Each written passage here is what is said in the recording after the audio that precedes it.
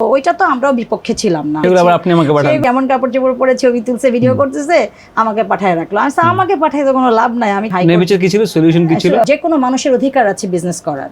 অসৎ উদ্দেশ্য নিয়ে কোনো বিজনেস করা যাবে না। স্ব প্রোডাক্ট ফেরত আসতেছে, এগুলা নিয়েও লাইভ করতেছে। শ্লীল আর অশ্লীলের মধ্যে পার্থক্য কি?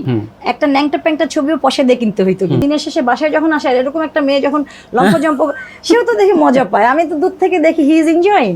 এন্ড আমার হাজবেন্ড আমাকে মাইট দেবে আজকে বাসায় গেলে যে তুমি আমার নাম বললা। কাজ করেছি পাবলিক হেলথ অ্যান্ড নিউট্রিশন নিয়ে প্রায় 18 বছর। তো কৃষি নিয়েও কাজ করেছি। আমি সবসময় আইনজীবী হতে চেয়েছি, আমি বাধ্য ছিলাম। আসলে আমি অনেক কিছু ভুলেও গিয়েছি, যেহেতু কাজের মধ্যে ছিলাম। আমি 94 থেকে কাজ করি। 2 বছর প্রাইভেট সেক্টরে কাজ করে আমি ইউনিসেফে জয়েন করি 2000-এ। সানভিজের তনির যে ওনার তনিকে নিয়ে যে কেসটা ছিল সেটা আপনার করা? একই ড্রেস, 3 কালারের। তো একটা একটা করে দেখলাম যে প্রত্যেকটা জায়গায় নকল। এরা দেখানোর সময় অরিজিনালটা দেখায় আর পাঠানোর সময় হচ্ছে বাংলাদেশে কপি করা। 500-600 টাকার মধ্যে ড্রেসগুলো পাঠায়। এই সানভিজ বাই তরিকে আমি চিনতাম না, স্বত্বাধিকারীকে। প্রোডাক্টটা দেওয়ার সময় নকল প্রোডাক্ট কেন দিচ্ছে সে, এটাই হচ্ছে আমার প্রশ্নটা। কোটি কোটি ইনকাম করে এখন যদি সে শত হয়, এটা তো লাভ হইল না।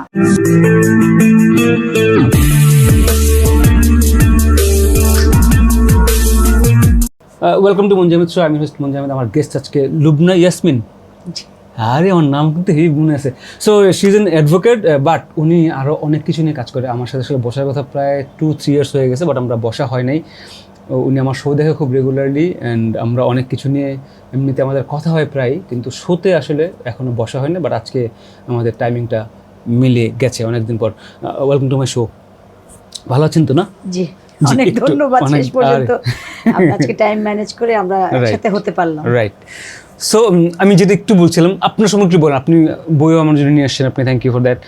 কি আপনি আসলে কি নিয়ে কাজ করেন এবং আপনার একটা ব্রিফ যদি আমাদেরকে একটু শেয়ার করেন। আচ্ছা, অনেক ধন্যবাদ আমাকে আজকে সময় দেওয়ার জন্য। আমি লুবনা ইয়াসমিন। বেসিক্যালি আমি কাজ করেছি পাবলিক হেলথ অ্যান্ড নিউট্রিশন নিয়ে প্রায় 18 বছর, এবং পরবর্তীতে আমি ইউএসএইড হর্টিকালচার প্রজেক্টে কান্ট্রি কোঅর্ডিনেটর ছিলাম। আমি সাউদার্ন বেল্টে দেখতাম। তো কৃষি নিয়েও কাজ করেছি। তো হেলথ, নিউট্রিশন এবং কৃষি হচ্ছে আমার মজার সাবজেক্ট, কিন্তু আমার একাডেমিক ব্যাকগ্রাউন্ড ছিল হচ্ছে ল এবং পলিটিক্যাল সায়েন্স। তো আমি সবসময় আইনজীবী হতে চেয়েছিলাম, কিন্তু আনফর্চুনেটলি 2006-এ আমার একটা মেজর অপারেশন হয়। আমি ব্রেন টিউমার সার্ভাইভার। তো তখন আমার হচ্ছে গিয়ে আমি ভাবলাম যে এখন তো 9টা-5টা জব করা আমার পক্ষে সম্ভব না।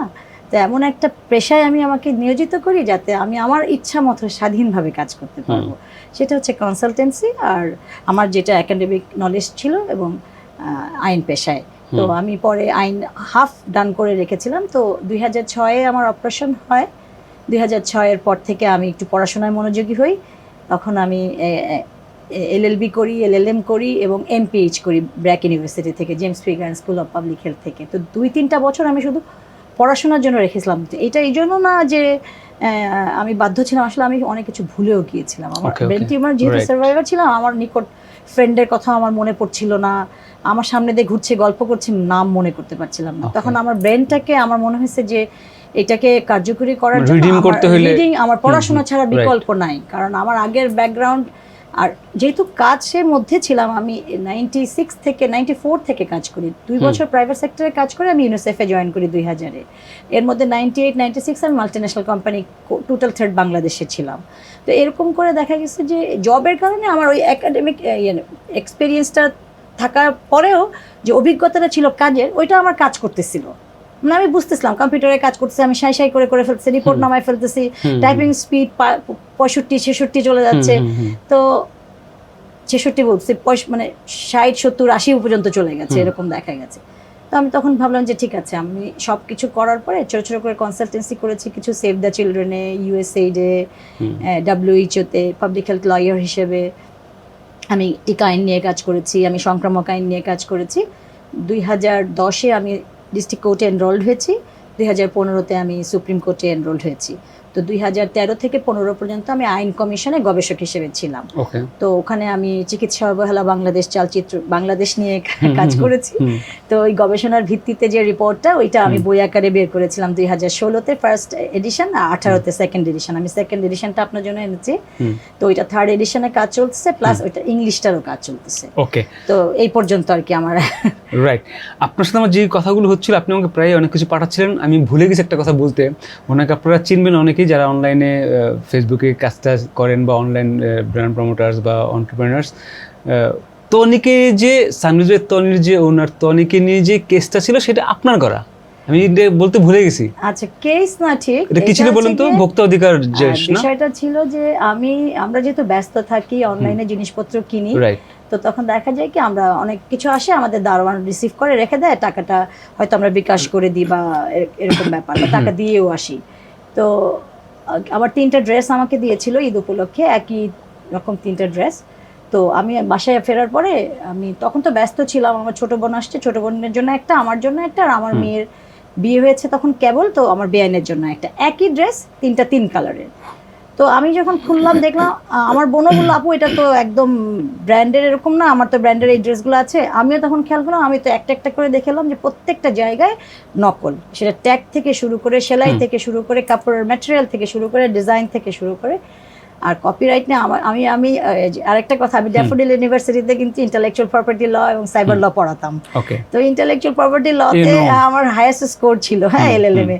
তো আমি সবসময় কপিরাইট ইস্যুস নিয়ে আসলে অনেক কাজ করেছি। তো আমি দেখেছি যে এখন তো আমি ছবিতে দেখি, যখন সবাই অনলাইনে আসে, আসলে এরা দেখানোর সময় অরিজিনালটা দেখায়, আর পাঠানোর সময় হচ্ছে বাংলাদেশে কপি করা 500-600 টাকার মধ্যে ড্রেসগুলো পাঠায়। তো এবং আপনি দেখবেন যে অনেকেরই ফেরত আসে, এত ফেরত আসা তো ভালো লক্ষণ না। আপনি যদি অথেন্টিসিটি থাকে আপনার প্রোডাক্টের, মানুষ আপনার কাছে আরো চাইবে, এত ফেরত আসবে কেন?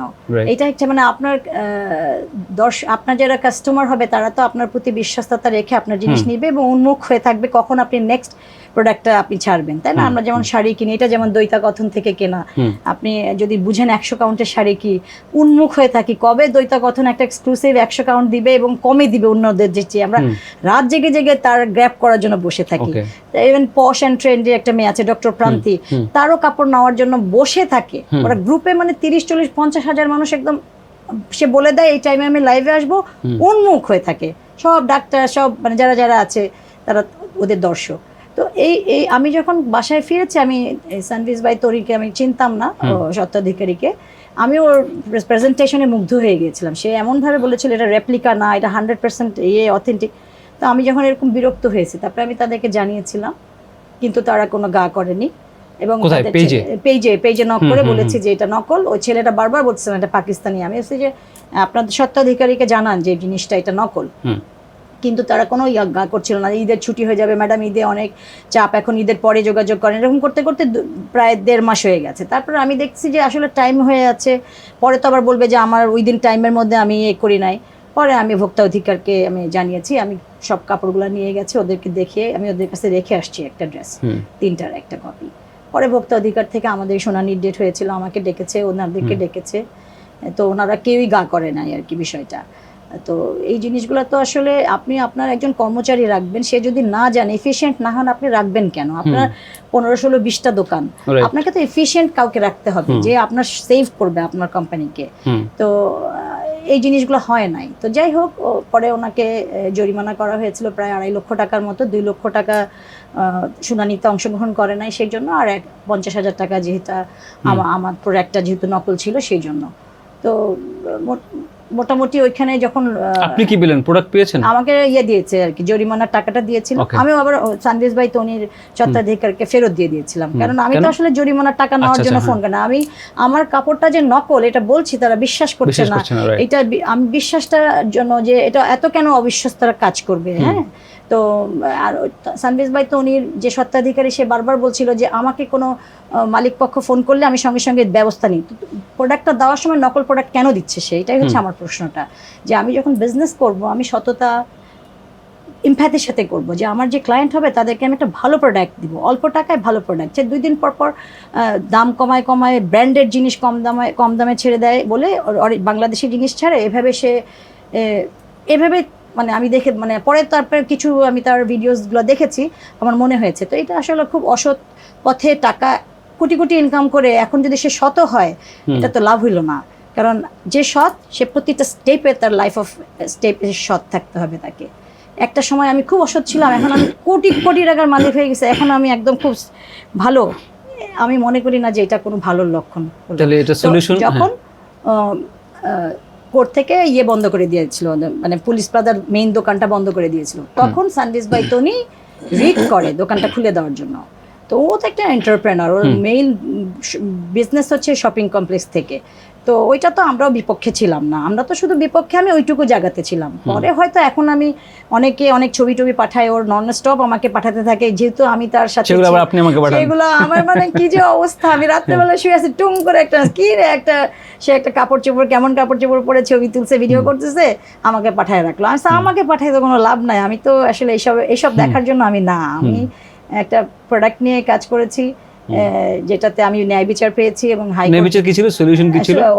রিটটা ও করার পরেও উনি করার পরেও আমরা হচ্ছে 9টা নির্দেশনা দিয়েছে, যেই 9টা নির্দেশনাই হচ্ছে যেইভাবে নকল পণ্য সরবরাহ করতে পারবে না এবং লাইসেন্স ঠিক মতো নিতে হবে প্রত্যেক। এবং ওর পক্ষেও চাই এটা ছিল যে কোনো মানুষের অধিকার আছে বিজনেস করার, এটা তো সবার জন্য প্রযোজ্য, এটা একটা রাস্তার লোকের জন্য প্রযোজ্য। তো আইন তো সকলের জন্য সমান। জিনিসটা হচ্ছে যে অসৎ উদ্দেশ্য নিয়ে কোনো করা যাবে না, আপনার বিজনেস করা যাবে না। আপনি যখন অনলাইনে কোনো বিজনেস করবেন, আপনার ঠিকানা দিতে হবে, ফোন নাম্বার দিতে হবে, যাতে আপনাকে কমিউনিকেট করা যায়। মানে শূন্যে আপনি কিছু করতে পারবেন না। নকল পণ্য সরবরাহ করে তো অরিজিনাল পণ্য বলে বিক্রিও করতে পারবেন না। এটা ভোক্তা অধিকার এখন নিজে দেখবে ব্যাপারগুলো, এটা তো আর আমাদের দেখার কিছু নাই। আমরা একজন সিম্পল আইনজীবী, একটা অফেন্ডারও যদি আমার কাছে আসে, তার যদি কোনো নৈতিক কিছু থাকে, আমি তার পক্ষে জামিন নেওয়ার জন্য কাজ করবো, এটা আমাদের নৈতিকতার মধ্যে পড়ে। কিন্তু কথা হচ্ছে যে আমাকে সৎ থাকতে হবে। Now it's sorted. হ্যাঁ, ওর নির্দেশনা দিয়ে দিয়েছে, তার পাকিস্তানি ড্রেস বিক্রি করা বন্ধ আছে, নিষেধাজ্ঞা, পাকিস্তানি ড্রেস বিক্রি করতে পারবে না। এখন যদি সে আবার অর্ডারটা নিতে পারে, সেটা সানভিজ ভাই তনি নিজস্ব ক্যাপাসিটিতে যদি সে আবার রিড করে বা কিছু করে যে আমার বিরুদ্ধে নিষেধাজ্ঞা ছিল, আমি এটা উইথড্র করার জন্য কোর্টের অনুমতি চাই, কোর্ট হয়তো চাইলে দিলেও দিতে পারে, আমি জানি না। তো এটা হচ্ছে আপনার বিজনেস ইন্টিগ্রিটির ব্যাপার আছে। এবং তার প্রোডাক্ট যে এখনো আমি কিছুদিন আগেও দেখলাম যে তার শ প্রোডাক্ট ফেরত আসছে। আমার শুধু একটা কথা, এটা শ প্রোডাক্ট ফেরত আসতেছে, এগুলো নিয়েও লাইভ করতেছে, এটা তো একটা আমার কাছে মনে হচ্ছে যে এটা তো আমার জন্য হলো খুব খারাপ হতো যে প্রোডাক্ট কেন ফেরত আসবে। একটা মানুষ প্রোডাক্ট নিবে, মানুষ কেন এত ওর শত্রু হবে? যদি শয়তানি করার জন্য না, কেন মানুষ ওনার সাথে শয়তানি? সে একটা বিজনেস এন্টারপ্রেনার, এত 16টা দোকান আছে, দুবাইতে দোকান আছে, লন্ডনে দোকান আছে, আমেরিকা পর্যন্ত সে বিজনেস এক্সপ্যান্ড করেছে, কেন মানুষ শত্রু হবে তার? এত শত্রু একটা বিজনেস পারসন তো মানুষ দৌড়ায় যাবে তার কাছে। যেমন আপনার আবেদ ভাই ব্র্যাক করেছে, ব্র্যাক ব্যাংক করেছে, আড়ং করেছে, মানুষ তো ছুটে যায় আড়ংয়ে। কোনো সমস্যা হলে অধিক মূল্য রাখলে একটা অন্য কিছু আছে যেগুলো মনিটরিং করার সময় হয়তো, কিন্তু তার মানে এই না যে তারা তো অসৎভাবে কোনো কাজ করতেছে না। প্রতিটা জায়গায় আইনি যেই লিগ্যাল ডকুমেন্টস রাখার দরকার সেগুলো রেখেছে, সেগুলো রাখছে। আন্দাজি আমার টাকা আছে আর আমি বিজনেস ফেলাই দিলাম, হাজার রকম বিজনেস করলাম, এটা হয়তো হবে না। প্রত্যেকটা জিনিসের একটা নিয়ম কানুন আছে, and you have to abide by the rules of the land. Of course. And আপনি আমাকে অনেক কিছু পাঠিয়েছিলেন, সেগুলোর একটা জিস্ট হচ্ছে লাইভে এখন যারা লাইভ করতেছে উইথ দ্য প্রোডাক্টস, যারা ড্রেস সেল করতেছে, তাদের নিজেদের ড্রেস আপ ঠিক নেই, এবং that was your main concern, and you wanted me to talk about it. You can share আপনার ভিউজটা, আপনি যদি শেয়ার করতে চান। না আসলে হয় যেগুলো যেহেতু আমি দেখি না, আপনারা দেখেন, সো আপনারা বলতে পারবেন। না এই যে আমি আপনাকে একটু দ্বৈতা গঠনের কথা বললাম, পশ এন্ড ট্রেন্ডের কথা বললাম, ওরা কিন্তু কখনো চেহারা দেখায় না।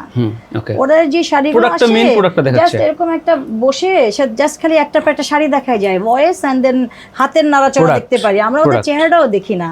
এবং যে পশ এন্ড ট্রেন্ডের যে মেয়েটার কথা বললাম, ও জামা পরে জামাগুলো দিয়ে দিচ্ছে, 15-20টা জামা বা 5টা করেও বানাচ্ছে, 5টা দিয়ে দিচ্ছে, শ মানুষ নিচ্ছে, তো এবং দর্জির মাপ অনুযায়ী দিচ্ছে। তো আমার কথা হচ্ছে যারা সৎভাবে করতে চায়, কিছুক্ষণ আগেই আমি কালকে না আজকে সকালে একটা পাঠালাম, একটা মেয়ে আবায়া করে 3টা জায়গায় সে দোকান দিয়েছে এবং আল্লাহর রহমতে সে বলছে সে এখন কোটিপতি, অথচ শূন্য ব্যালেন্স নিয়ে সে স্টার্ট করেছিল। মানে একটা করে বানাই দিত, সেই টাকাটা আসতো, সেই টাকা দিয়ে সে শুরু করেছে। আমি খুবই মুগ্ধ। তো এইভাবে তো মানুষ বিজনেস করছে, এবং আমরা বাংলাদেশি, আমরা সংস্কৃতিগতভাবে আমরা যেভাবে চলি, আমাদের পোশাক আশাকটা সেভাবে হলেই ভালো হয়। নৈতিকতা দিকটা বাদ, শ্লীল আর অশ্লীলের মধ্যে পার্থক্য কি? সভ্য আর অসভ্যের মধ্যে পার্থক্যটা কি? আপনি কখন অসভ্য হবেন? যখন আপনার কথা, আপনার আচরণ, আপনার বডি ল্যাঙ্গুয়েজ, আপনার চাহনি, আপনার ভঙ্গি, আপনার ভাষা খারাপ হবে। isn't it like আপেক্ষিক একটা জিনিস না এটা? মানে শ্লীল অশ্লীল জিনিসটা যখন ধরেন না, কিন্তু আমার কথা হচ্ছে আপনার কাছে যেটা অশ্লীল লাগতেছে, তাহলে অন্যদের কাছে সেটা লাগতেছে না কেন? ধরেন আপনি, ব্যাপারটা তো সেটা না। আমি তো বলে নিলাম যে কালচারালি আমরা বাংলাদেশি। না না, I understand, I agree with your point.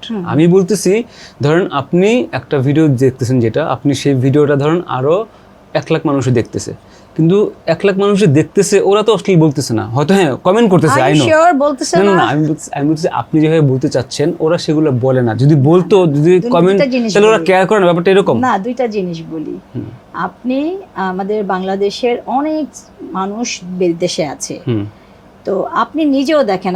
আমি যদি সত্যি কথা বলি, যে আমরা যখন ছোট ছিলাম একটা ন্যাংটা প্যাংটা ছবিও পয়সা দিয়ে কিনতে হইতো, কিন্তু এখন ফ্রিতে দেখছে, কিছু মানুষ দেখে মজা পাচ্ছে, তারা দেখবে না? ওকে, ভিউজ বাড়বে, কিন্তু সোসাইটিতে যে ইমপ্যাক্টটা পড়ছে, of course negative impact definitely. আপনি লাইভে, আপনি যখন একটা বই নিতেন, খারাপ ছবির বইটা শেয়ার করতে হইতো, তাও লুকায় লুকায় বইয়ের তলে রেখে রেখে ছবি, ছোটবেলা আমি 80s এর কথা বলছি। তো এখন যেটা লাইভে আপনার একটা 10 বছরের বাচ্চা থেকে শুরু করে 90 বছরের একটা বয়স্ক লোকও পর্যন্ত 2 দিন পরে মারা যাবে, সেও বসে বসে এগুলো যদি দেখে, তারও তো নেকি কমে যাচ্ছে। কিন্তু সে তো ফ্রি দেখছে। ফ্রি তো দেখলে সবকিছুই মানুষ দেখে, সমস্যা নাই তো। আমার হাজবেন্ডই মনে করেন 60 বছরের বয়স, সারা দিন অফিস করছে, কাজ করছে, এত ব্যস্ত, দম ফেলতে পারছে না। দিনের শেষে বাসায় যখন আসে, এরকম একটা মেয়ে যখন লম্প জম্প, সেও তো দেখে মজা পায়। আমি তো দূর থেকে দেখি হি ইজ এনজয়িং। আমার হাজবেন্ড আমাকে মাইর দেবে আজকে বাসায় গেলে, যে তুমি আমার নাম বললা কেন? আমি আমার হাজবেন্ডকে দিয়ে, অন্য মানুষকে দিয়ে কেন বলবো? আমি ওকে 33 বছর ধরে দেখছি, 33 বছরে আমি দেখতেছি যে সে এনজয় করে, তো ছেলেরা তো এনজয় করবেই। মানে what do you like suggestions, like solutionটা কি হতে পারে এখানে? ওই যেটা আমি সভ্য অসভ্য আর শ্লীল অশ্লীল বলছি, যে ওরা তো ইচ্ছে করে এগুলো করতেছে, তাই না? ভাষা এগুলো ইউজের জন্য আপনি আপনাকে নিচে নামাতে পারেন না। But that's what they are doing. সলিউশনটা কি হতে পারে এখানে? ওই যেটা আমি সভ্য অসভ্য আর শ্লীল অশ্লীল বলছি, যে ওরা তো ইচ্ছে করে এগুলো করতেছে, তাই না? ভাষা এগুলো ইউজের জন্য আপনি আপনাকে নিচে নামাতে পারেন না। But that's what they are doing. আপনার বাচ্চা কাচ্চা আছে, তারা স্কুলে যায়, they don't think like that. স্কুলে যাইলে তাদের টিচার্সরা আছে, তারা যখন বলে যে এর মা এইভাবে চলে বা এর বোন এইভাবে চলে, একটা না একটা বুলিং করবে, তখন তো ওই বাচ্চাদের মধ্যে যেই মানে কষ্টটা হবে, এটা পরে, যেটা মানসিক ব্যাপারটা বললাম, এটা তো পরে মাটা লক্ষ লক্ষ কোটি টাকা খরচ করেও সেখান থেকে ফেরত আনতে পারবে না। আর আপনার একটু ভিউজের জন্য আপনি এত নিচে নামতে হবে, যে আমাদের সোসাইটিতে আপনার অনেক লোক যেটা অপছন্দ করছে। আমি কমেন্টসগুলো এত বাজে বাজে, কমেন্টসের মধ্যে এত বাজে বাজে, মানে আমি দেখি না আর কি, সময় পাই না। 2-1টা যদি দেখি, মানে আমি নিতে পারি না। তো একটা মেয়ে হয়ে আমি চাই যে একটা মেয়ে যেন একটু সভ্য হয়ে, মানে এত গুণ যার আছে, এত স্ট্যামিনা যার আছে, এত কর্ম দক্ষতা যার আছে, সে যদি ভালোভাবে করে, এত টাকার তো দরকার নাই আসলে দুনিয়াতে। রাইট না, এখন আপনার নাই, ওদের থাকতে পারে। ওকে, আমরা আরেকটা জাস্ট টপিকে যাব। শুধুমাত্র মেন্টাল হেলথ নিয়ে আপনি কিছু বলছিলেন তখন। আমি আসলে অনেক, মানে যখন থেকেই পাবলিক হেলথে আছি, আমাদের তো 20টার মতো সাবজেক্ট পড়িয়েছিল। তো মেন্টাল হেলথ নিয়েও আমি কাজ করেছি। আমি যখন আইন কমিশনে ছিলাম, তখন 2টা আইন নিয়ে কাজ করছিলাম। একটা হচ্ছে স্বাস্থ্যসেবা আইন, আর একটা হচ্ছে মেন্টাল হেলথ নিয়ে। তো মানসিক স্বাস্থ্য আইন যেটা দাঁড় হয়েছিল, এবং দাঁড় করার আগে যে রিপোর্টটা, ওই পুরো রিপোর্টটা আমি পড়েছি। আমাকে যে ওখানকার মূল রিসার্চার ছিলেন, তো উনি আমাকে পড়তে দিয়েছিলেন। তো তখন আমি পুরো জিনিসটা পড়ে, আমি লন্ডন থেকে একজন এসেছিলেন আমাদেরকে হেল্প করতে। লন্ডনে উনি মানসিক স্বাস্থ্য নিয়ে, উনি জাজ, বাংলাদেশের একজন সিলেটি ভদ্রলোক, খসরু সাহেব। তো উনি কিন্তু জাজ, উনিও ছিলেন আমাদের সাথে। তো আমি লন্ডনে যখন গিয়েছিলাম, আমি ওনার বাসায় গিয়েছিলাম। তো উনি খুবই ব্রিলিয়েন্ট একজন মানুষ। আমাদের 16 বছর বয়সে লন্ডনে গেছেন, লন্ডনে সেটেল করেছেন। তো এখানে উনি মানসিক স্বাস্থ্যের জাজ, বাংলাদেশি কিন্তু লন্ডনে। তো উনি আমাদেরকে আইন কমিশনে থাকাকালীন সময় প্রচুর হেল্প করেছিলেন। তো মানসিক স্বাস্থ্য আইন নিয়ে যখন আপনার আইন হয়ে যায় সেই সময়টা আমি তখন ছিলাম। তো প্রত্যেকটা প্রোগ্রামে প্রত্যেকটা মানে যেখানে মত বিনিময় হয় ওই জায়গাগুলোতে আমি অ্যাজ এ আইনজীবী এবং ল কমিশন থেকে গিয়েছিলাম। ওকে। তো আর তখন থেকে এখন পর্যন্ত যখনই আপনার মানসিক স্বাস্থ্য নিয়ে কোনো কাজ হয়, কোনো আপনার কি বলে সেমিনার হয়, কনফারেন্স হয়, আমি ইনভাইটেশন পাই এবং আমি যাই, এবং আমি ওনাদের রিসার্চ যে গ্রুপটা আছে ওখানকার একজন অ্যাডভাইজার আর কি। ওকে, গ্রেট। এখনকার যেটা মানে অনলাইন যে ব্যাপারটা হয়েছে, অনলাইন বুলিং হয়েছে, যেটা বলেন যে কমেন্টে বাজে বাজে কমেন্ট আসে, এইটা একটা ব্যাপার। তারপরে এখন যা যা করতেছে মানুষজন, business, views to get viral, এইটা আসলে আমাদের মেন্টাল হেলথে আসলে কতটুকু মানে এফেক্ট করতেছে, আপনার কি মনে হয়? আমার তো মনে হয় আমি আপনাকে বলতে চাই যে আমি তো মনে করি যে আমরা যদি মানে ভিউজের জন্য বা অনলাইন বিজনেসের জন্য ফেসবুক যেভাবে চাই, ইউটিউব যেভাবে চাই, টিকটক যেভাবে চাই, এভাবে চলি, ফর এক্সাম্পল ধরেন এমন একটা ডিজাস্টার হইলো, আপনি সেটা এক মাস যদি বন্ধ থাকে, তাহলে যারা এগুলি করে তাদের কি অবস্থা হবে?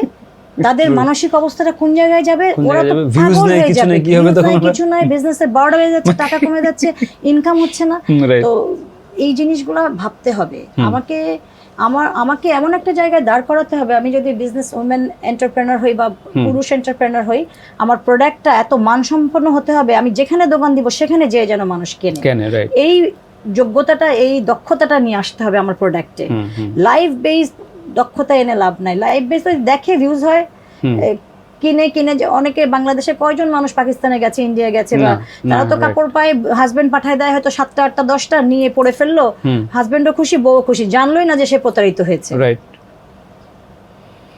তো এটা সলিউশন কি বলবেন আপনি?